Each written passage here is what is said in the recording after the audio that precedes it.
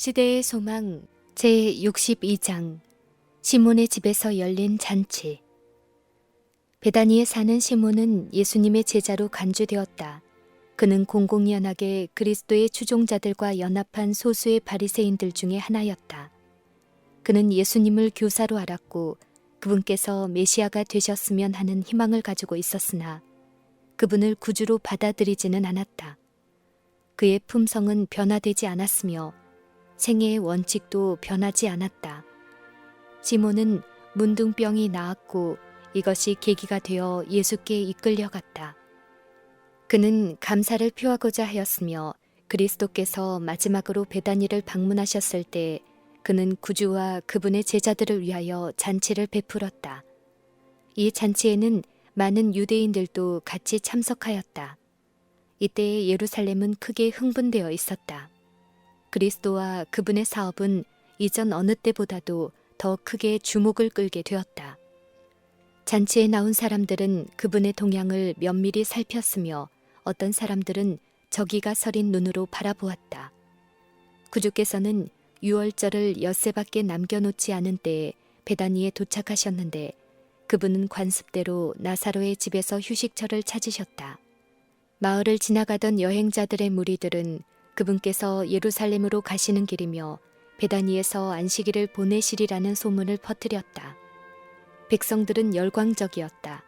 많은 사람들이 베다니에 모였는데 어떤 이들은 예수님에게 대한 호감 때문에 그리고 다른 사람들은 죽은 자들 가운데서 살아난 사람을 보려는 호기심에서 모여왔다.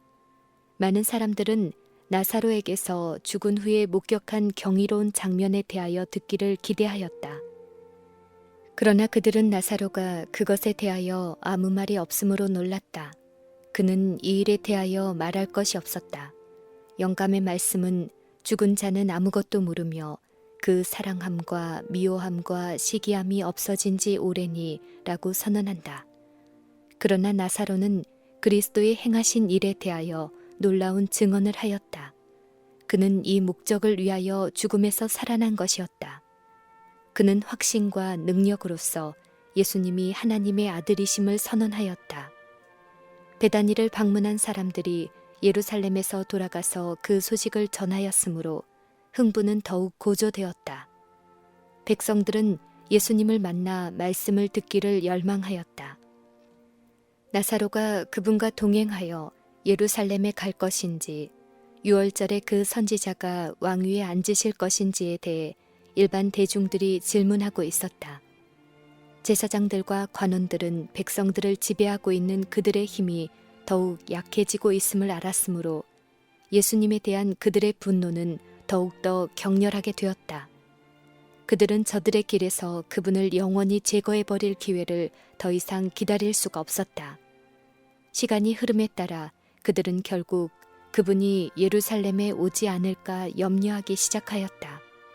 그들은 그분이 얼마나 자주 저들의 살해 계획을 좌절시켰는가를 기억하면서 이제 그분이 당신을 대적하는 자들의 목적을 알고 오지 않을까봐 매우 염려하였다.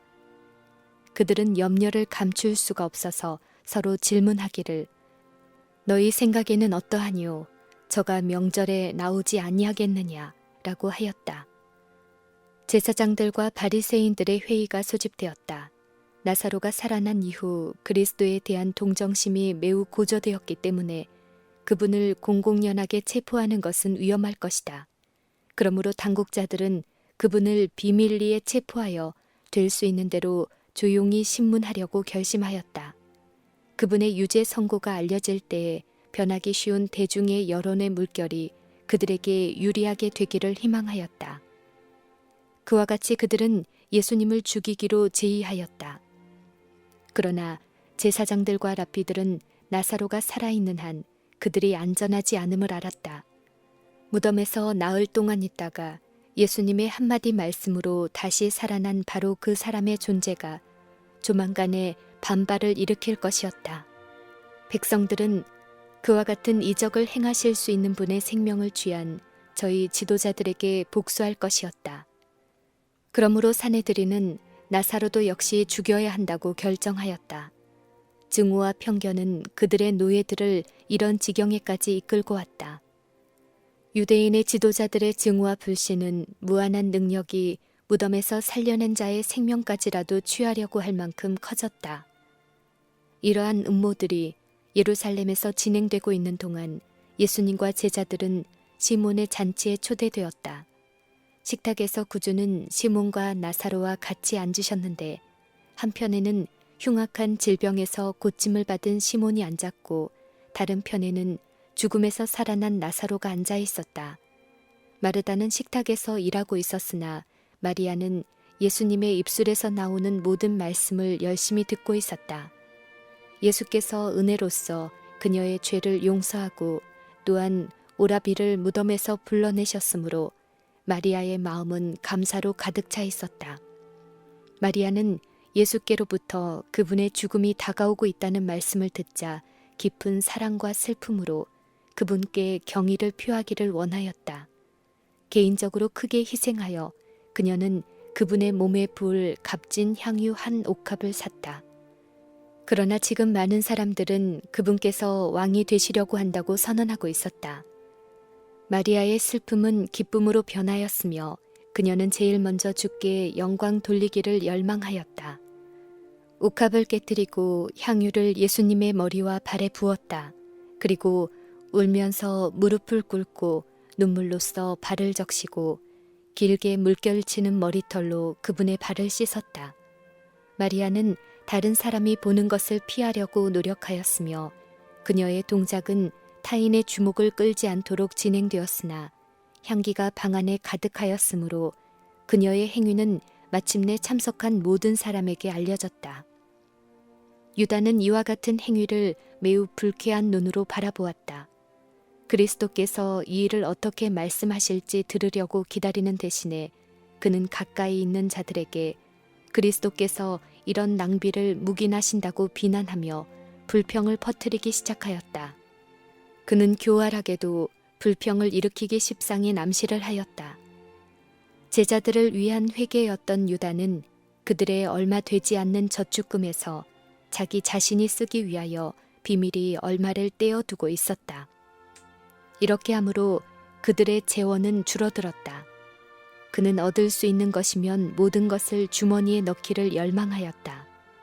주머니 속에 있는 재물은 가끔 가난한 자를 구제하기 위하여 사용되었으며 때때로 유다의 생각에 필요하지 않는 어떤 것을 샀을 경우 그는 왜 이것을 낭비하느냐, 왜 이 돈을 내가 가난한 자들을 위하여 가지고 다니는 이 주머니 속에 넣지 않느냐고 말하곤 하였다. 지금 마리아의 행위는 수치를 느껴야 할 그의 이기심과는 매우 현저한 대조를 이루는 것이었다. 이전 관례대로 그는 그 여자의 선물에 대한 자기의 반대에 어떤 가치 있는 동기를 부여하려고 노력하였다. 제자들을 돌아보며 유다는 이 향유를 어찌하여 300데나리온에 팔아 가난한 자들에게 주지 아니하였느냐라고 말하였다. 이렇게 말함은 가난한 자들을 생각함이 아니요 저는 도적이라 돈 궤를 막고 거기 넣는 것을 훔쳐가미러라. 유다는 가난한 자를 동정하는 마음이 없었다. 만일 마리아의 향유를 팔아서 그 수입을 유다의 재산에 넣었다면 가난한 자들은 아무런 혜택도 받지 못했을 것이다. 유다는 자신의 행정 능력을 높이 평가하였다. 재정 관리인으로서 그는 동료 제자들보다 훨씬 우월하다고 스스로 믿고 있었으며 그는 제자들도 그를 그와 같은 견해로 바라보도록 만들었다. 그는 그들에게 신임을 받았으며 그들 중에서 큰 영향력을 행사하고 있었다. 가난한 자를 동정한다는 말로 그는 그들을 속였다. 그의 교활한 암시는 그들로 하여금 마리아의 헌신을 불신하게 하였다. 식탁 주위에는 무슨 의사로 이것을 허비하느뇨, 이것을 많은 값에 팔아 가난한 자들에 줄 수 있었겠도다 하는 불평이 돌았다. 마리아는 비평하는 말을 들었다. 그녀의 가슴은 떨렸다. 그녀는 언니가 낭비한다고 책망하지는 않을까 두려워하였다. 주님 역시 아낄 줄 모른다고 생각하실지 모른다. 사과나 변명도 없이 마리아가 피하려고 할 때 주님의 음성이 들렸다. 가만두어라. 너희가 어찌하여 저를 괴롭게 하느냐. 그분께서는 그녀가 당황하고 어려움에 빠진 것을 아셨다. 그분께서는 이와 같은 봉사를 통하여 그녀가 사죄함을 받은 데 대한 감사를 표시한 것임을 알고 그녀의 마음에 위안을 주셨다. 비난의 수군거림보다 더욱 높은 음성으로 그분께서는 저가 내게 좋은 일을 하였느니라. 가난한 자들은 항상 너희와 함께 있으니 아무 때라도 원하는 대로 도울 수 있거니와 나는 너희와 항상 함께 있지 아니하리라. 저가 힘을 다하여 내 몸에 향유를 부어 내 장사를 미리 준비하였느니라 라고 말씀하셨다. 구주의 시신에 아낌없이 부으려고 했던 향기로운 선물을 마리아는 그분의 산 몸에 부었다. 장사 때의 이 향기는 무덤에만 가득할 뿐이지만 지금 이 향기는 그녀의 믿음과 사랑의 보증으로서 그분의 마음을 기쁘게 하였다. 아리마대 사람 요셉과 니고데모는 저희의 사랑의 선물을 예수께서 살아계실 때에 바치지 않았다. 그들은 비통한 눈물을 흘리면서 예수의 차지차고 의식 없는 몸을 위하여 값진 향료를 가져왔다. 향을 가지고 무덤에 찾아갔던 여인들은 예수께서 이미 부활하신 뒤였기 때문에 저희의 수고가 헛된 것을 깨달았다. 그러나 마리아는 예수께서 그녀의 헌신을 의식하실 때에 구주께 자신의 사랑을 쏟음으로 그분의 장사를 위하여 기름을 부었던 것이다. 그리하여 그분께서는 당신이 받으실 큰 시련의 어두움으로 내려가실 때에 당신이 구속하신 자들에게서 받게 될 열렬한 사랑에서 우러나온 그 행위에 대한 기억을 간직하고 가셨다. 귀중한 선물들을 죽은 자를 위하여 가져오는 사람들이 있다. 그들은 차디차고 말없는 시체 주위에 둘러서서 거리낌 없이 사랑의 말들을 한다. 보지도 못하고 듣지도 못하는 사람에게 자비와 감사와 애착 등의 말들을 아낌없이 쏟아놓는다. 필요한 심령이 그것들을 매우 필요로 할 때, 귀가 들을 수 있고 마음이 느낄 수 있을 때 이와 같은 말을 하였더라면 그 언행의 향기는 얼마나 값진 것이 되었을까. 마리아는 자신의 사랑의 행위의 의미를 충분히 깨닫지 못하였다. 그녀는 비난자들의 말에 답변할 수가 없었다. 왜 그녀가 예수님에게 기름을 붓기 위하여 그러한 기회를 선택하였는지를 설명할 수 없었다. 성령께서 그녀를 위하여 계획하셨으며 그녀는 성령의 강권하심에 순종하였던 것뿐이다. 영감은 우리에게 아무런 이유도 알려주지 않으신다. 눈에 보이지 않는 존재가 정신과 마음에 말씀하시고 마음을 움직여서 행동하게 한다. 이것이 이 일 자체의 명분을 세우는 주장이다. 그리스도께서는 마리아에게 그녀의 행동의 의미를 말씀하셨으며 이로써 그분이 받으신 것보다 더 많은 것을 마리아에게 주셨다. 이 여자가 내 몸에 이 향유를 부은 것은 내 장사를 위하여 함이니라 라고 그분께서 말씀하셨다. 옥합이 깨질 때에 향기가 온 집에 가득한 것처럼 그리스도께서 운명하시고 그분의 몸은 훼손될 것이나 그분은 다시 무덤에서 일어나시고 그분의 생명의 향기는 세상에 가득하게 될 것이었다. 그리스도께서 너희를 사랑하신 것 같이 너희도 사랑 가운데 행하라. 그는 우리를 위하여 자신을 버리사 향기로운 제물과 생축으로 하나님께 드리셨느니라. 예수께서는 내가 진실로 너희에게 이르노니 온 천하에 어디든지 이 복음이 전파되는 곳에는 이 여자의 행한 일도 말하여 저를 기념하리라 라고 선언하셨다. 장례를 내다보면서 구주께서는 당신의 복음에 관하여 확실히 말씀하셨다. 이 일은 온 세상에 전파될 것이었다. 복음이 전파되는 어느 곳에서든지 마리아의 선물은 그 향기를 발할 것이며 그녀의 꾸밈 없는 행동을 통하여 심령들이 축복을 받을 것이다. 나라들은 일어나고 또 넘어질 것이며 군주들과 정복자들의 이름은 잊힐 것이나 이 여인의 행동은 거룩한 역사의 페이지에서 영원히 없어지지 않을 것이다. 시간이 끝나는 날까지 그 깨진 옥합은 타락한 인류에 대한 하나님의 풍성한 사랑의 이야기를 말해줄 것이다. 마리아의 행위는 유다가 취하려고 하는 행동과 현저한 대조를 이루었다. 비평의 종자를 떨어뜨리고 제자들의 마음에 악한 생각을 일으키려고 한 자에게 예수께서는 얼마나 날카로운 교훈을 주실 수 있으셨던가. 비난자가 얼마나 정당하게 비난을 받을 수밖에 없었던가. 모든 마음의 동기를 알고 모든 행동을 이해하시는 그분께서는 잔치에 참석한 사람들 앞에 유다의 경험 가운데서 어두운 장면들을 공개하실 수도 있었다. 변역자가 내세우는 말에 공허한 가면도 적나라하게 폭로될 수 있었다. 그 까닭은 그는 가난한 자를 동정하기는커녕 구제에 요구되는 돈을 훔치고 있었기 때문이다. 그가 과부와 고아와 고용인을 압박하였기 때문에 그에 대하여 분노가 격발될 수도 있었을 것이다. 만일 그리스도께서 유다의 가면을 벗기셨더라면 이것이 주를 배반한 이유로 주장되었을 것이다. 그리고 도적이라는 책망을 받을지라도 유다는 제자들 가운데서까지도 동정을 받게 될 것이었다. 구주께서는 그를 질책하지 않으셨다. 그와 같이 하여 그에게 배반할 구실을 주지 않으셨다. 그러나 예수께서 유다에게 던지신 시선은 구주께서 그의 위선을 통찰하고 천하고 비열한 성격을 아신다는 사실을 유다로 하여금 깨닫게 하였다. 그리고 매우 혹독하게 정죄받은 마리아의 행위를 칭찬하심으로 유다를 책망하셨다. 이 일 전에는 구주께서 결코 그를 직접 책망하신 일이 없으셨다. 이제 그 질책은 그의 마음에 사무쳤다. 그는 복수하기로 결심하였다. 만찬석을 떠나서 유다는 직접 대제사장의 궁궐에 들어가 그곳에서의 회의가 소집되어 있는 것을 보고는 그들에게 예수님을 넘겨주겠다고 제의하였다. 제사장들은 크게 기뻐하였다. 이 이스라엘의 지도자들에게 돈도 없고 값도 없이 그리스도를 구주로 받아들일 기회가 제공되었다. 그러나 그들은 사랑으로 강권하는 가장 부드러운 정신으로 그들에게 제공된 귀중한 선물을 거절하였다. 그들은 금보다 더욱 귀중한 구원을 받아들이기를 거절하고 저희 주를 은 30에 샀다.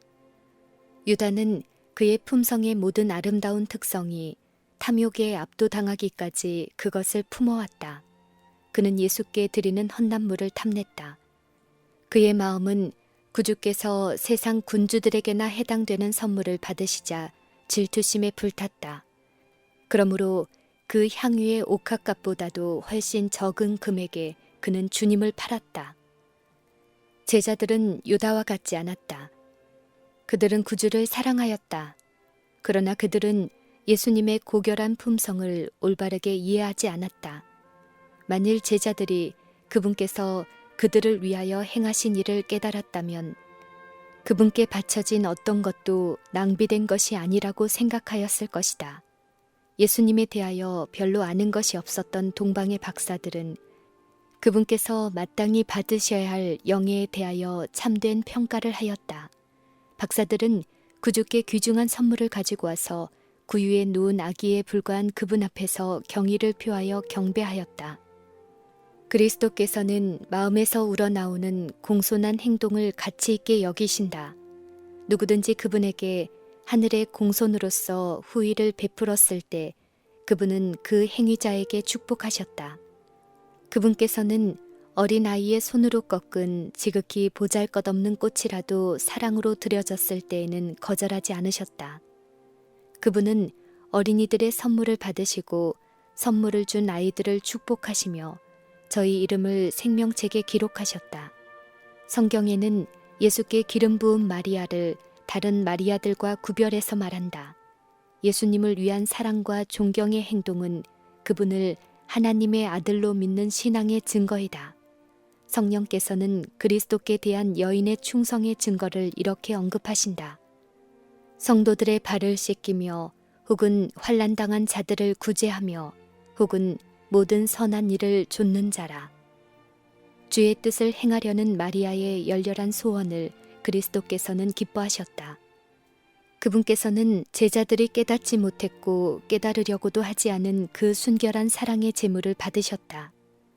마리아가 주께 이러한 봉사를 드리려던 갈망은 세상에 있는 어떤 귀중한 향유보다도 그리스도께 값진 것이었다.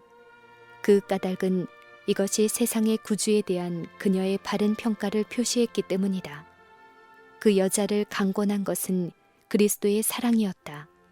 비할 데 없이 탁월한 그리스도의 품성이 그 여자의 심령에 충만하였다.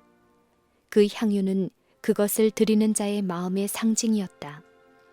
이것은 넘쳐 흐르기까지 하늘의 시냇물에서 공급된 사랑의 외부적인 증거였다. 마리아가 행한 일은 바로 그리스도께 대한 그들의 사랑을 나타내는 것이 그분을 기쁘시게 하는 것이라는 사실을 제자들에게 보여줄 필요가 있는 교훈이었다.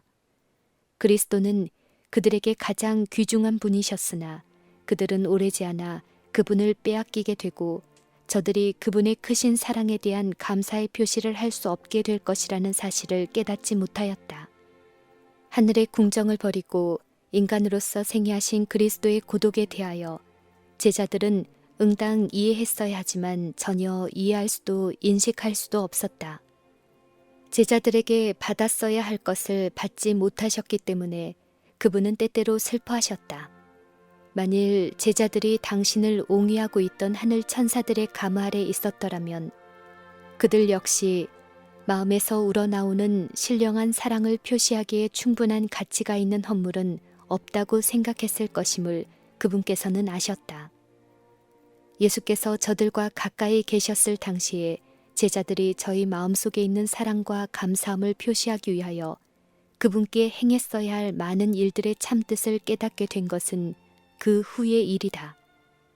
예수께서 이제 더 이상 그들과 같이 계실 수 없게 되었을 때 제자들은 참으로 목자 없는 양과 같은 느낌을 가지게 되었으며 예수님의 마음을 기쁘게 해드리기 위하여 얼마나 정성을 다해야 했던가를 깨닫기 시작하였다.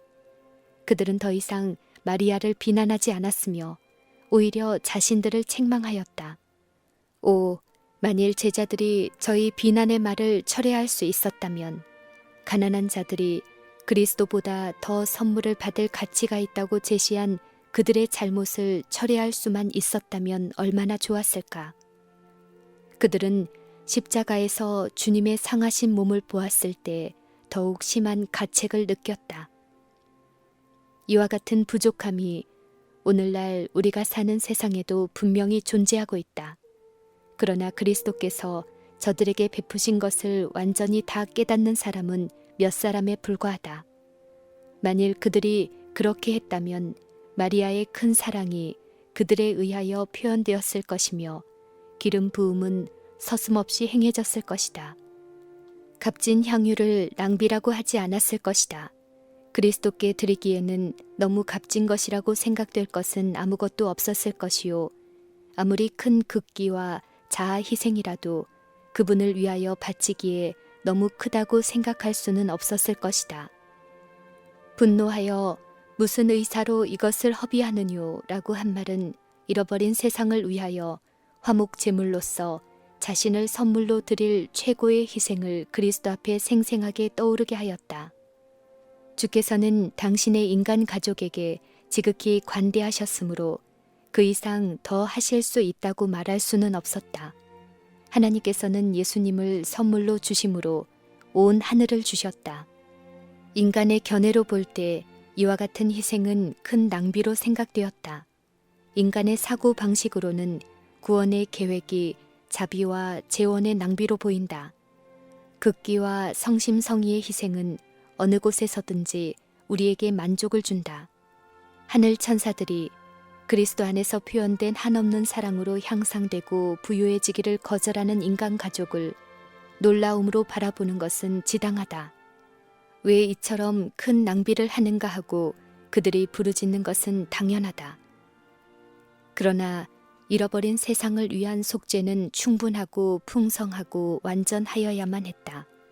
그리스도의 선물은 하나님께서 지으신 모든 영혼에게 미치기에 풍족하고도 남음이 있었다. 큰 선물이신 분을 받아들일 사람의 수요를 초과하지 못하게 하는 그런 제한이 있을 수 없다.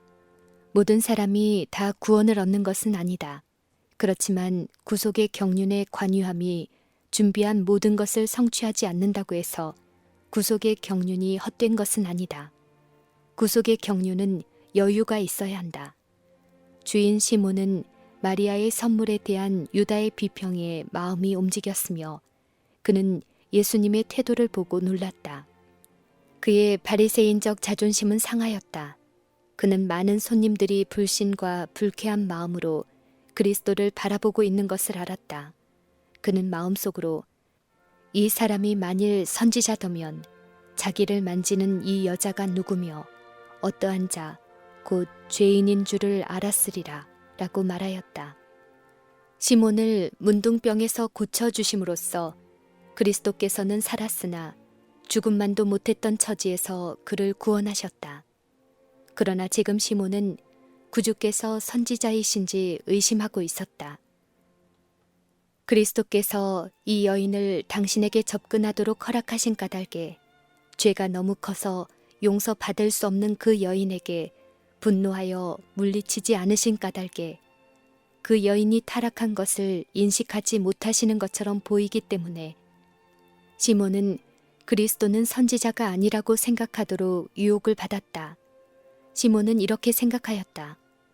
예수께서는 그녀가 감정의 표시를 매우 자유스럽게 한다는 것 외에는 이 여인에 대하여 아무것도 모르신다. 그렇지 않았더라면 그분은 자신을 만지는 것을 허락하시지 않았을 것이다. 그러나 하나님과 그리스도에 대한 시몬의 무지가 그로 하여금 그처럼 생각하게 하였다. 하나님의 아들이 동정과 온유와 자비로서 하나님의 방법대로 행하셔야 함을 깨닫지 못하였다. 시몬의 방법은 마리아의 참여하는 봉사를 주목하지 않았다. 그리스도의 발에 입맞추고 향유를 붓는 마리아의 행위는 그의 완고한 마음에 울분을 터뜨리게 하였다. 시몬은 만일 그리스도가 선지자시라면 죄인들을 알아보고 그들을 견책하시리라고 생각하였다. 말로 드러내지 않은 이러한 생각에 대하여 구주께서는 이렇게 대답하셨다. 시몬아, 내가 네게 이를 말이 있다. 빚주는 사람에게 빚진 자가 둘이 있어 하나는 500데나리온을 졌고 하나는 50데나리온을 졌는데 갚을 것이 없으므로 둘 다 탕감하여 주었으니 둘 중에 누가 저를 더 사랑하겠느냐. 시몬이 대답하여 가로되 제 생각에는 많이 탕감함을 받은 자니이다. 가라사대 내 판단이 옳다. 나단이 다윗에게 행한 것처럼 그리스도께서는 급소를 찌르는 책망을 비유의 베일 속에 감추셨다. 그분은 주인인 시몬이 스스로 자신에게 죄를 선고하도록 하셨다. 시몬은 그가 지금 멸시하는 여인을 죄 가운데로 유인하였다. 그 여자는 그로부터 심한 폭행을 당했다. 비유 가운데 빚진 두 사람은 시몬과 여인을 각각 대표하였다. 예수께서는 두 사람이 느껴야 할 의무의 정도의 차이를 가르치려고 계획하지 않으셨다. 왜냐하면 둘 다 결코 되갚을 수 없는 감사의 빚을 졌기 때문이다. 그러나 시몬은 자기가 마리아보다 더 의롭다고 생각하였다. 그러므로 예수께서는 그의 죄가 참으로 얼마나 큰지를 보여주기를 원하셨다. 500데나리온의 빚이 50데나리온의 빚보다 많은 것처럼 그의 죄가 그 여자의 죄보다 훨씬 더 크다는 사실을 예수께서는 그에게 보이기를 원하셨다. 이제 시몬은 새로운 빛 가운데서 자신을 바라보기 시작하였다. 그는 마리아가 선지자보다 더 큰 이로부터 얼마나 존중받고 있는지를 알았으며 그리스도께서 예리한 예언자의 안목으로 그 여자의 사랑과 헌신적인 마음을 환히 들여다보시는 것을 알았다. 그는 수치심에 사로잡혔으며 자기보다 훨씬 높은 분 앞에 있다는 사실을 깨닫게 되었다. 그리스도께서는 계속하여 말씀하셨다. 내가 네 집에 들어오매 너는 내게 발 씻을 물도 주지 아니하였으되 마리아는 사랑에서 우러나오는 회개의 눈물로써 내 발을 적시었고 그 머리털로 씻어 주었다. 너는 내게 입맞추지 아니하였으되 그대가 멸시하는 저는 내가 들어올 때부터 내 발에 입맞추기를 그치지 아니하였다. 그리스도께서는 시몬이 주께 대한 자기의 사랑을 보일 수 있었던 기회들과 그를 위하여 당신께서 행하신 일에 대한 그의 평가를 자세히 말씀하셨다. 분명하고도 공손한 말로써 구주께서는 당신의 자녀들이 사랑의 말과 행실로서 당신께 감사하기를 게을리할 때에 그분은 마음으로 슬퍼하신다는 것을 제자들에게 확실히 말씀하셨다. 마음을 살피시는 분께서는 마리아로 하여금 그렇게 행동하도록 이끈 동기를 아셨고 또한 시몬으로 하여금 그런 말을 하게 한 정신을 아셨다. 예수께서 시몬에게 이 여자를 보느냐 라고 말씀하셨다. 그 여자는 죄인이었다. 내가 네게 말하노니 저의 많은 죄가 사하여졌도다. 이는 저의 사랑함이 많음이라. 사함을 받은 일이 적은 자는 적게 사랑하느니라. 구주께 대한 시몬의 냉정함과 태만은 그가 받은 자비를 얼마나 가볍게 평가하는지를 보여주었다. 그는 예수님을 자기 집에 초청함으로 그분을 기쁘시게 하였다고 생각했다. 그러나 이제 그는 자기 자신의 상태 그대로를 보았다. 시몬이 그의 손님의 마음을 알고 있다고 생각할 때 그의 손님은 그의 마음을 이미 알고 계셨다. 그는 자신에 대한 그리스도의 판단이 얼마나 참된지를 알았다. 그의 종교는 바리새주의의 두루마기를 걸치고 있었다. 그는 예수님의 동정을 멸시하였다. 그는 그분을 하나님의 대표자로 인정하지 않았다. 마리아는 용서받은 죄인인 반면에 그는 용서받지 못한 죄인이었다. 그 여자를 정죄하도록 한 그 공의의 엄정한 율법은 그를 정죄하였다. 시몬은 손님들 앞에서 공공연하게 자기를 책망하지 않으신 예수님의 친절로 인하여 감동되었다. 그는 마리아가 받게 되기를 바랬던 것처럼 대접받지 않았다. 그는 예수께서 그의 잘못을 다른 사람 앞에 드러내기를 원하지 않으시며 사실을 진실하게 말함으로 그의 마음에 죄를 깨닫게 하고 동정어린 친절로서 그의 마음을 부드럽게 하기를 원하신다는 것을 알게 되었다. 단호한 책망은 시몬의 마음을 굳게 하여 회개할 수 없게 하였을 것이지만 참을성 있는 훈계가 그로 하여금 그의 잘못을 깨닫도록 하였다. 시몬은 주께 진 빚의 크기를 보았다. 회개함으로 그의 교만은 겸손하게 되었다. 그래서 그 거만한 바리새인은 겸손하고 자아를 희생하는 제자가 되었다. 마리아는 큰 죄인처럼 주목을 받았으나 그리스도께서는 그녀의 생애를 꼴지어온 환경들을 아셨다. 그분은 마리아의 영혼 속에 있는 모든 희망의 불꽃을 끄실 수도 있었지만 그렇게 하지 않으셨다. 절망과 파멸에서 마리아를 건져주신 분은 그분이셨다. 마리아는 자신의 마음과 정신을 지배하고 있던 사귀들을 7번이나 책망하시던 그리스도의 음성을 들었다. 자신을 위하여 아버지께 힘써 탄원하시던 그분의 음성을 들었다. 그녀는 그분의 흠없는 순결에 비하여 죄가 얼마나 더러운 것임을 알고 그분의 능력을 통하여 승리하였다. 인간의 안목으로 그 여자의 경우가 희망이 없는 것처럼 보일 때 그리스도께서는 마리아에게서 선의 가능성을 발견하셨다. 그분께서는 그녀의 품성에 보다 나은 특성을 보셨다. 구속의 경륜은 큰 가능성을 가지고 인간에게 주어졌다. 따라서 마리아에게서 이 가능성이 실현되어야 했다. 그분의 은혜로 그녀는 거룩한 품성에 참여하는 자가 되었다. 타락하여 그 심령이 사귀의 거처가 되었던 자가 구주와 매우 가까이 교제하고 또한 봉사하는 자가 되었다. 그분의 발 아래 앉아서 그분에게 배운 사람은 마리아였다. 그분의 머리에 귀중한 기름을 붓고 눈물로 그분의 발을 씻은 사람은 바로 마리아였다. 마리아는 십자가 곁에 섰으며 무덤까지 그분을 따라갔다. 그분의 부활 후에 무덤에 제일 먼저 나타난 사람은 마리아였다. 부활하신 구주를 처음으로 선포한 사람도 마리아였다. 예수께서는 모든 영혼의 환경을 아신다. 그대는 나는 매우 죄가 많다고 말할는지 모른다. 그대는 그럴 수 있을 것이다. 그러나 그대가 악하면 악할수록 더욱 그리스도가 필요하다. 그분은 울면서 참회하는 사람을 한 사람도 돌려보내지 않으신다. 그분께서는 당신이 나타낼 수 있는 모든 것을 어느 누구에게도 말씀하지 않으시며 오히려 떨고 있는 모든 영혼에게 용기를 가지라고 명하신다. 당신께 나와 용서와 회복을 구하는 모든 사람을 그분은 즐거이 용서하실 것이다.